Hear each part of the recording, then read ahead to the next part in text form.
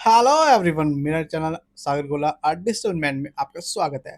तो आज मैं आपके सामने लेकर आया हूँ एक और अमेजिंग वीडियो जो कि है ईटीएफ वर्सेस म्यूचुअल फंड्स। अब काफ़ी लोगों का डाउट था कि भाई ये थोड़ा सा डिफरेंस भी बता दो मुझे, क्योंकि अब वीडियोस आप देख ही रहे हो मेरी, और अगर नहीं देखी है तो देख लेना और प्रॉपर पूरी वीडियो देखना। बिकॉज जो मैं आपको टेक्टिक्स बताता हूँ, स्ट्रेटजीज बताता हूँ, वो बहुत ही ज़्यादा अमेजिंग रहने वाली है।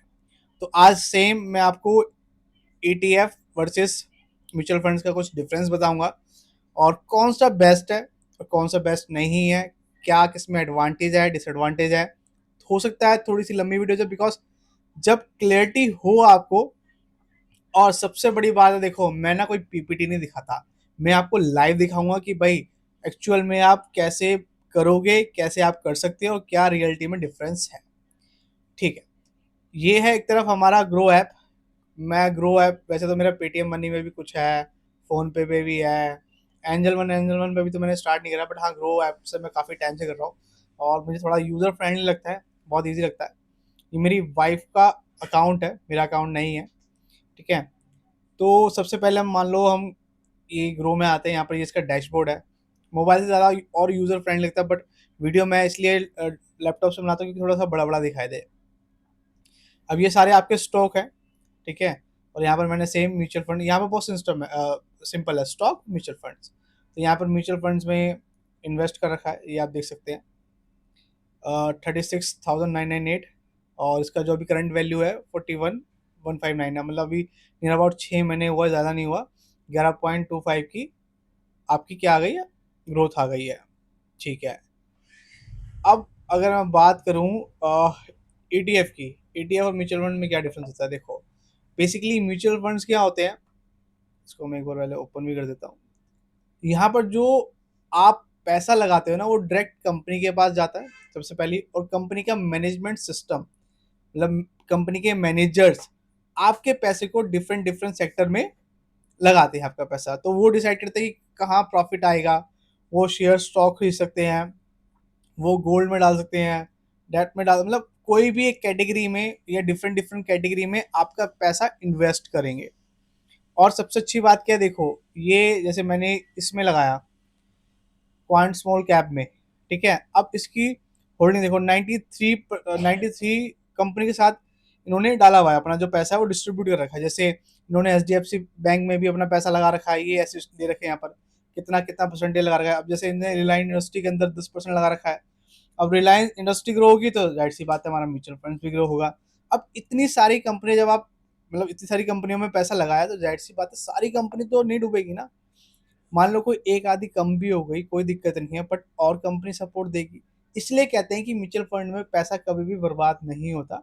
कम से कम 12 से लेके 20% तो आपका आएगा ही आएगा रिटर्न, कम से कम तो आएगा ही आएगा। नहीं आया तो मतलब कंपनी ही बहुत बिगाड़ती है, आपकी किस्मत ही बहुत बिगाड़ती है, बट ऐसा नहीं होता है। बिकॉज नॉर्मली हम कर रहे हैं, 3 साल से मैं कर रहा हूँ एसआईपी और अपना म्यूचुअल फंड्स, तो इतना तो आ जाता है। 4 साल के अंदर, 5 साल के अंदर पैसा डबल हो जाता है। ठीक है, तो ये डिफरेंट डिफरेंट कंपनीज में इन्होंने लगा रखा है। अब ईटीएफ क्या है, ईटीएफ भी एक तरीके का एक्सचेंज ट्रेडिंग फंड है।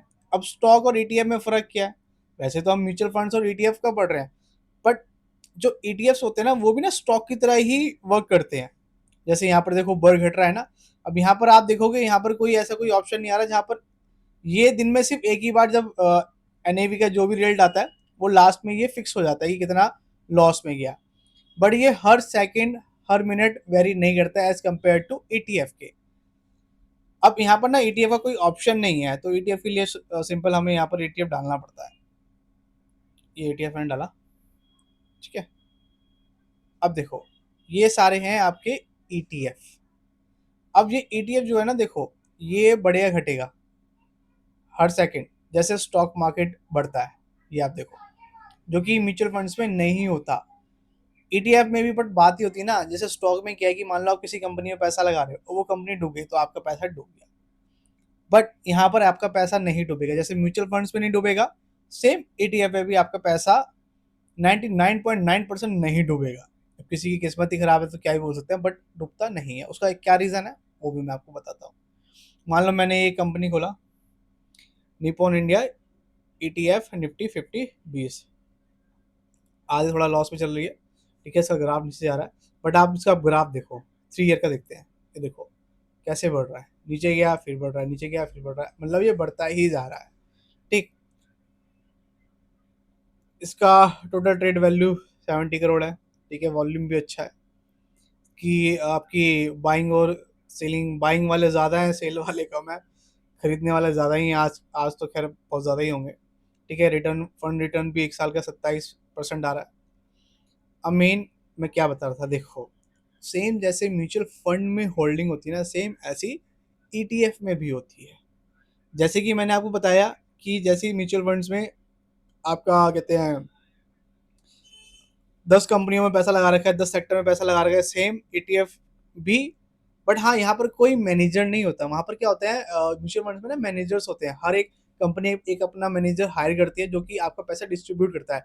बट यहाँ पर आप खुद डिसाइड करते हो कि जो मार्केट की वैल्यू चल रही है इस टाइम पे उसके हिसाब से आप बाय करते हो। और सेम यहाँ पर इन्होंने डिफरेंट डिफरेंट सेक्टर पे अपना पैसा लगा रखा है। ETF क्या करती है, ETF भी अलग अलग डिफरेंट डिफरेंट सेक्टर पे लगाती है।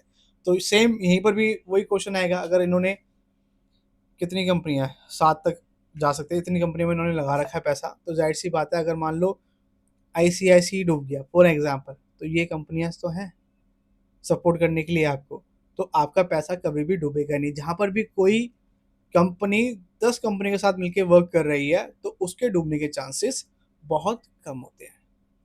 अब लास्ट हम इस बात पे आते हैं कि भाई आपको फायदा कौन देगा।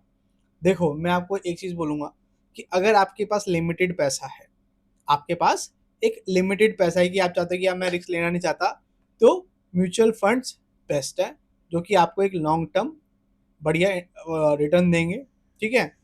बट अगर आपके पास थोड़ा पैसा ठीक ठाक भी है, आपको लगता है कि यार कुछ थोड़ा इंटरेस्टिंग करें, थोड़ा सा परसेंटेज बढ़ाएं अपने रिटर्न का, क्योंकि वहां पर चलो हो सकता है कि मोटा मोटा 15-16% आ जाए, बट आपको लगता है 25-30% करना है, तो उस केस में आप थोड़ा ETF पे भी फोकस कर सकते हो, ठीक है। क्योंकि अब मैंने खुद 2-3 महीने से ETF स्टार्ट करा है, जो कि मैंने अभी वीडियोस भी बनाई है, अपने आपको दिखाया भी है कि किस किस तरीके से कैसे कैसे आ रहा है जो उसका रिटर्न है। और आज खुद मार्केट गिर रही थी तो हमने खुद बहुत ज़्यादा ETF मैंने बाय करे, ठीक है, फंड्स बाय करे।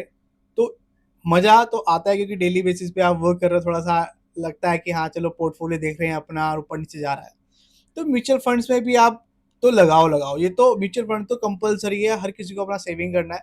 बट ETF पे भी थोड़ा वर्क कर लो, कोई दिक्कत नहीं है, ETF में भी बहुत मज़ा आता है।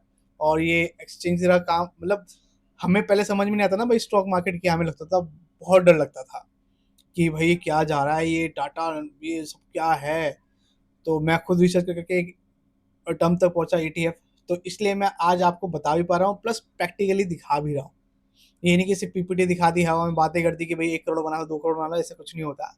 जितना आपके पास पैसा, बट हाँ बैंक से अच्छा तो यहाँ पर आप इन्वेस्ट करो, आपको एक अच्छा रिटर्न मिलेगा और फायदा भी करेगा, ठीक है। तो मैं तो सजेस्ट यही करूँगा कि पहले आप म्यूचुअल फंड्स में डालें, फिर 5-10 हज़ार महीने का आप, अगर आपके पास एक्स्ट्रा बचता है, अगर म्यूचुअल फंड थोड़ा बहुत डाला है तो कभी 1 महीना म्यूचुअल फंड में डाल दिया, कभी आपने 1 महीना ETF में डाल दिया, तो आपको पता भी लगेगा कि भाई हाँ किस तरीके से ये वर्क कर रहा है, ठीक है।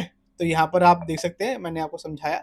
तो कोई भी प्रॉब्लम लगी हो, आपको कुछ भी समझ में नहीं आया हो ETF को लेके, म्यूचुअल फंड्स को लेके, आप मेरे कमेंट बॉक्स में डालें, मैं कोशिश करूँगा उस क्वेश्चन को वीडियो के थ्रू समझा पाऊँ और आपके कमेंट में भी उसका आंसर दे पाऊँ। सो फिर मिलूंगा एक नई वीडियो के साथ, till then take care, bye bye.